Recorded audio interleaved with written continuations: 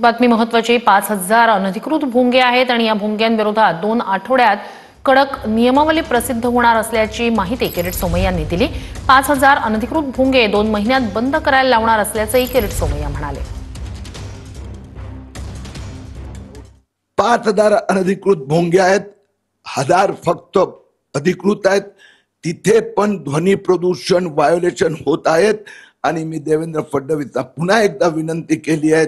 त्यांनी सांगितलंय की पुढच्या 2 आठवड्यात याच्या संबंधी कडक नियमावली प्रसिद्ध होणार। पण मी प्रत्येक पोलीस स्टेशन एरियामध्ये प्रत्येक वस्त्यांमध्ये जाणार आहे। मुंबईचा मस्जिदीचा उपयोग लेन जिहादसाठी करतात। काल मी तिथे मंडाला मानकुल कांदळवन खाडी किनारा मॅनग्रोव मध्ये आता मस्जिद बांधायची माझ्या समोर बांधली जात। तर मस्जिदीच्या नावाने लेन जिहाद आणि हे अनधिकृत 5,000 भोंगे हे सगळे पुढच्या 2 महिन्यात मुंबईत बंद करायला लावणार।